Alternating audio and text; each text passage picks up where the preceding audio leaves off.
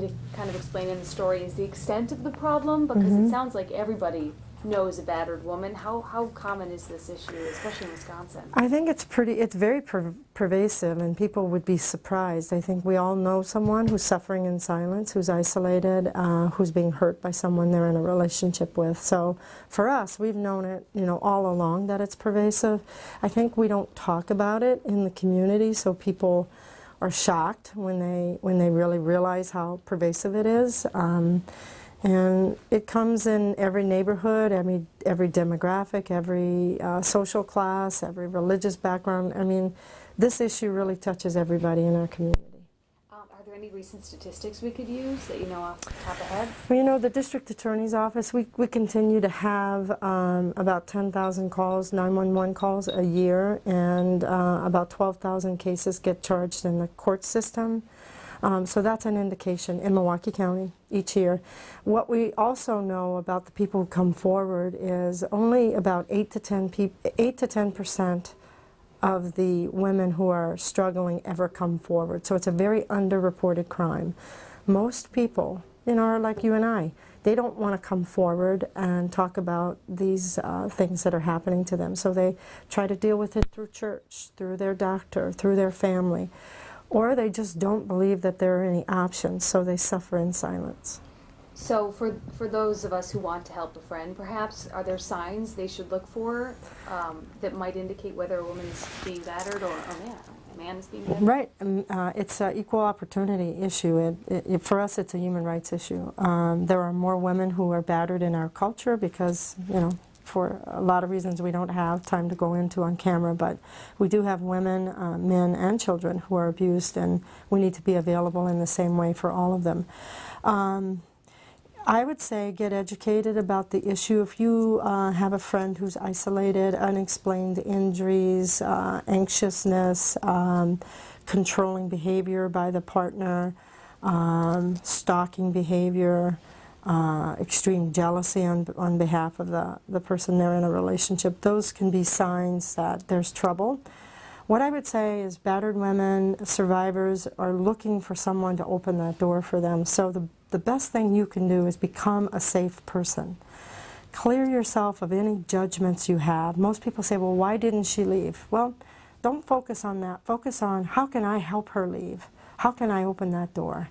How can I be that one person when she finally does say something to me?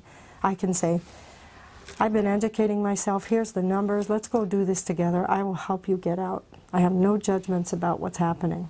How do you even start that conversation with someone? I have often said to people, you should say to someone, I heard this presentation, I heard about domestic violence, and I was shocked about how much it's happening. I want the people in my life to know that they're safe and they can talk to me.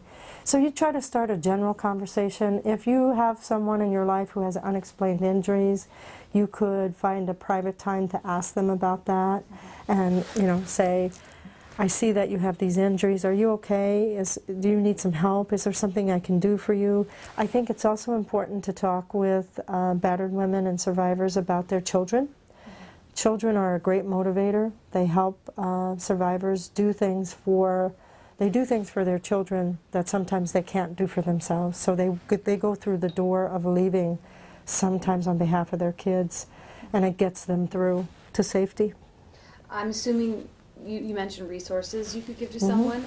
Could you tell us some places you can point a person to, or sure. Books they can read? There's a hotline that they can call 24 hours a day, 933-2722. Anybody can call the hotline. If you have a question, you have a suspicion, you have a concern, call us up and talk to us about what you're noticing, and we can give you advice and some help.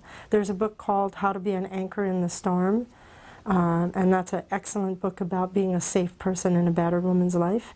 There is a brochure called You Are Not Alone that they can email Sojourner for, and we can, it's on our website. They can go to familypeacecenter.org and download some resources. There's a safety planning brochure, and if they need help, they can reach out and call us, and we'll be available. In light of what happened in Brookfield, do you feel like that might instill some fear in women about leaving? Do you feel like that might help or hurt the cause? You know, I think both things are true. I think survivors are living in fear all the time. They're living in terror. So I know that they are afraid, and the reason these stories are important is because we need them to understand that we are here to help. Survivors and battered women are told that nobody cares about them. Nobody's available, no one's going to help you. And they're extremely isolated. Well, I'm here to tell them, I'm here to tell them that we are here, that people in your life do love you. They do want to help you. You just need to speak out and come forward, and we will help you be safe. So I do think people are afraid. Not every case ends up like the Brookfield shooting. Sojourner Family Peace Center serves almost 29,000 clients a year. And every year for the last 25 years or so, we've had about 12 to 18 homicides a year. So statistically, these homicide cases are rare. We're always trying to prevent it from happening. They're very unpredictable. So I think survivors need to know help is available. You can be safe. You can find safety. I'm not saying it's easy, but there are people who will help you every step of the way. And you said 29,000. Is that in Milwaukee County? Yes. Okay. Yep. Making sure I understand. Well, I'm saving some questions for you. Is there anything you think is important for me to mention, just in the broad spectrum of helping a friend, noticing if there's a problem? And I'm a firm believer, you know, I try to say when I do my teaching and work with people, you know, that it's important to take the medicine that you want to offer other people. So if you really have someone in your life that you have a suspicion, find out about what the resources are. Understand what it means to file a restraining order. You can call our clinic, you can take a tour. Find out what it means to be in a shelter or to think about having to go in a shelter. So I would say if you want to be a refuge for somebody, be safe.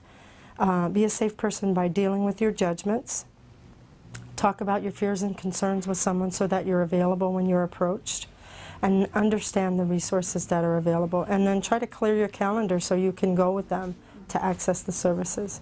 so by not being judgmental, you mean if they're telling you about it, not saying you should leave or trying to convince them of anything, just listen and wait. Be available. You know, so if you tell me you're being hurt, I would say, well, I'm really sorry that that's happening and it's not right. You know, you don't deserve that. How can I help you?